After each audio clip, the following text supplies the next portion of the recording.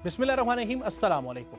नाज़रीन, अक़वाम मुत्तहिदा के ज़ेर एहतमाम दुनिया भर में 10 दिसंबर को इंसानी हकूक़ का आलमी दिन मनाया जाता है, मगर इसी अक़वाम मुत्तहिदा की मंजूर करदा करारदादों के मुताबिक हक़ खुद इरादियत का मुतालबा करने की पादाश में कश्मीरी कौम भारत की रियासती दहशत गर्दी और इंसानी हकूक़ की बदतरीन पामाली का शिकार है।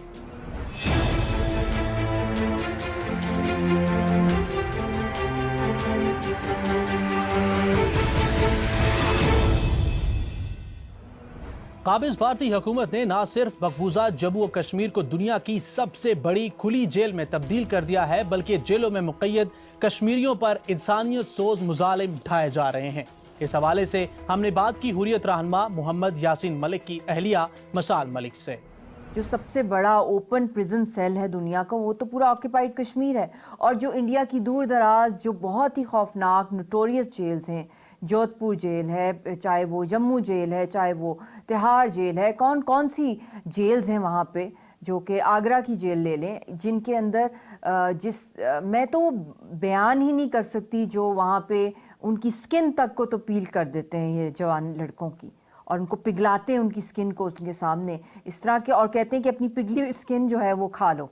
ये भी इंसिडेंट्स हैं कश्मीरियों के साथ। They have gone through so much, और अभी हमारे पास इंफॉर्मेशन ही नहीं है।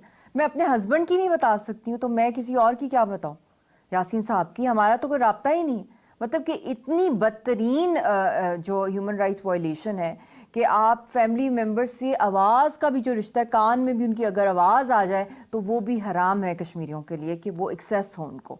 और यासीन साहब का भी केस धड़ाधड़ यूनिलैटरल फैसले हो रहे हैं, उनको चैन नहीं आया, 2 उम्र कैदों के साथ, फिजिकल मेंटल टॉर्चर के साथ, डेथ सेल में रखने के साथ। जद्दोजहद आज़ादी की क़यादत में बेमिसाल कुर्बानियां पेश करने वालों में ख़वातीन हुर्रियत रहनुमा भी पेश हैं।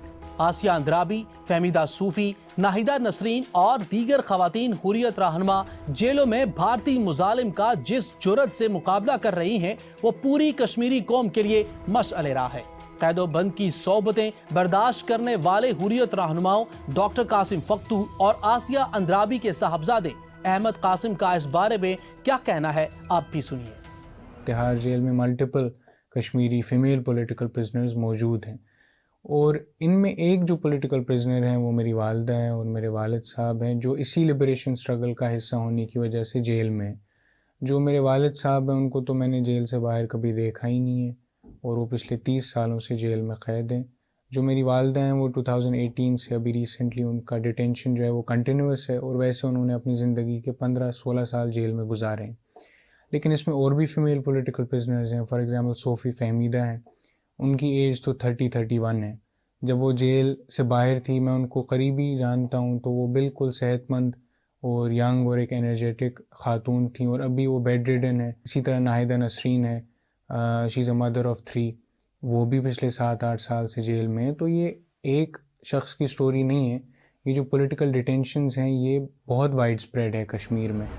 मोदी हुकूमत कश्मीरी अवाम की मबनी बरहक जद्दोजहद आज़ादी से इस कदर खौफजदा है कि वो इंसानी हकूक़ की बदतरीन पामाली करते हुए हुर्रियत रहनुमाओं को झूठे मुकदमात में पाबंद सलासल करते हुए इनकी आवाज़ को दबाने की नाकाम कोशिश कर रही है। इस सिलसिले में कानूनी माहिर अफशां सईद चौधरी कहती हैं, कश्मीर के जो लीडरान हैं, जिनमें जो नुमायां तौर पे जिनके किरदार रहा, उसमें यासीन मलिक साहब, शमीर अहमद, आसिया अंद्राबी के नाम, और भी बहुत सारे ऐसे हैं जिनके नाम नुमायां हैं, जिन्होंने बड़ा भरपूर रोल प्ले किया है। लेकिन उनकी आवाज़ को दबाने के लिए भारतीय हुकूमत ने जो मुसल्लह अफवाज के ज़रिए उन पर मुख्तलिफ़ किस्म के मुकदमात जिनकी कोई बुनियाद ही नहीं है, उन पर डाल के उनको बिहाइंड द बार भेज दिया गया।